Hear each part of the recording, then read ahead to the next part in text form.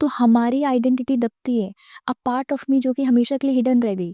इसीलिए बहुत लंबे समय तक अपने इमोशंस को कम्युनिकेट ना कर पाना इतना ज़्यादा डेंजरस हो सकता है। Hi everybody, welcome back to another interesting video on Speak Up Hesitations. You are watching and listening to Miss Amira Jyoti on Speak Up Hesitations, and today we're going to talk about कि क्या होता है जब हम अपने छोटे छोटे emotions को एक्सप्रेस नहीं कर पाते हैं या हाइड करने की कोशिश करते हैं। लाइफ के अप्स एंड डाउन्स का तो कोई रिकॉर्ड नहीं है, लेकिन जो हम अपने छोटे छोटे इमोशंस को हाइड या कंट्रोल करने की कोशिश करते हैं, उसके जो इफ़ेक्ट होते हैं वो शॉर्ट टर्म इफ़ेक्ट भी होते हैं और लॉन्ग टर्म इफ़ेक्ट भी होते हैं।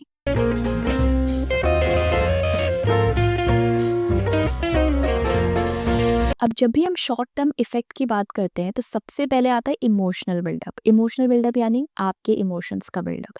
जो इमोशंस नोइंगली अननोइंगली सप्रेस्ड रह जाते हैं वो इमोशंस बिल्डअप होने लगते हैं। अगर एंगर सप्रेस रहेगी तो एंगर बिल्डअप होगा, सैडनेस सप्रेस रहेगी तो सैडनेस बिल्डअप होगा। अब सप्रेस रहने का क्या मतलब है? सप्रेस रहने का मतलब है कि उन इमोशंस पे चर्चा, डिस्कशन या वो इमोशन किसी भी मीडियम से कम्युनिकेट नहीं हो पाए हैं। दूसरा जो शॉर्ट टर्म इफ़ेक्ट देखने को मिलता है वो है स्ट्रेस और टेंशन का बढ़ना। काफ़ी बार ऐसा होता है कि हमें सीधा स्ट्रेस और टेंशन का ही झटका लगता है कि उफ़! स्ट्रेस और टेंशन हो रही है। वो इमोशनल बिल्डअप अननोइंगली कब हुआ हमें पता ही नहीं लगता। क्योंकि अननोइंगली क्या होता है कि जिन बातों पे चर्चा होनी चाहिए थी, उन बातों पे चर्चा ना करके हमने वो इमोशनल बिल्डअप खुद ही क्रिएट किया है। तो हम शाय हैं, इंट्रोवर्ट हैं कि पता नहीं क्या है, वो तो एक अलग ही टॉपिक है। We just simply don't know how to sit and say things. तो जो हेडेक फील होता है स्ट्रेस और टेंशन का वो इसीलिए है कि अंदर की जो बातें बाहर आनी चाहिए थी वो अंदर ही रह गई, या फिर आप फिगर आउट ही नहीं कर पाए कि बोलना कैसे है। फिर उसके बाद जो अगला टास्क आ जाता है तो फिर सारा ध्यान अगले टास्क पे चला जाता है और जो पहले वाली बात थी वो अनरिजॉल्व्ड ही रह जाती है। देन अगला जो शॉर्ट टर्म इफेक्ट देखने को मिलता है वो है कि हम खुद को बहुत ज़्यादा विड्रॉल करते हैं। फ्रेंड से अलग हो जाना, फैमिली से अलग हो जाना, या फिर हमारी जो डे टू डे एक्टिविटीज़ होती हैं उसमें एक गैप क्रिएट होना।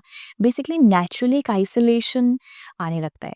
देन आई फील लाइक कि हम बहुत ज़्यादा हमारे मूड स्विंग्स भी होते हैं। जैसे अनएक्सपेक्टेडली किसी को कुछ कह देना और वे भी ये सोच के कह देना कि दे आर नॉट अंडरस्टैंडिंग ये सोच के कह देना कि वो आपको नहीं समझ रहे हैं। लेकिन पॉसिबली हो सकता है कि वो आपको समझने के लिए ही आपके पास आए थे और आपके खुद के इमोशनल बिल्डअप आउटबर्स्ट की वजह से सारी सिचुएशन खराब हो गई। इसीलिए बहुत लंबे समय तक अपने इमोशंस को कम्युनिकेट ना कर पाना इतना ज़्यादा डेंजरस हो सकता है। देन लॉन्ग टर्म इफेक्ट में आई फील लाइक कि सबसे पहले हमारी मेंटल हेल्थ सबसे ज़्यादा इफेक्ट पड़ता है उससे। बहुत लंबे समय तक अगर आप अपनी बात को कन्वे नहीं कर पा रहे हो, बहुत ज़्यादा गुमसुम हो या कम्युनिकेट करने का तरीका नहीं मिल रहा है, तो ये सारी चीज़ें कन्वर्ट हो जाएंगी एंजाइटी में, डिप्रेशन में और लो सेल्फ स्टीम में। आप अपडेटेड फ़ील नहीं करोगे, आप अपने आसपास के लोगों की वाइब्रेशन से मैच नहीं कर पाओगे। क्यों? क्योंकि आपके जितने भी क्वेश्चंस, जितने भी बातें जो आपके अंदर हैं, उनके आंसर्स आप तक नहीं पहुँच पाए, वो अनरिज़ॉल्व्ड ही रह गई। देन आई फ़ील लाइक कि इमोशंस को कन्वे ना करने की वजह से अगला जो इफ़ेक्ट पड़ता है, वो पड़ता है हमारी कम्युनिकेशन स्किल पे डायरेक्ट। सुना होगा बहुत बार लोग कहते हैं कि बोलना तो है, कहना तो है, पर बोले कैसे?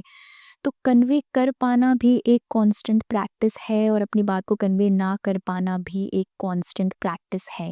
वैसा ही फ़ील लाइक कि जब हम एक छोटी-सी एज से ही अपनी बात को जब कहना और समझाना सीख जाते हैं, तो फिर लेटर एज में बाद में हमें बड़े रिश्ते या बड़ी रिस्पॉन्सिबिलिटीज़ को समझने या समझाने में बहुत ज़्यादा दिक्कत नहीं आती। Then there is a very strong point I personally feel like कि जब भी हम अपने इमोशंस को हाइड करते हैं या कन्वे नहीं करते हैं या कम्युनिकेट नहीं कर पाते हैं, तो हमारी आइडेंटिटी दबती है।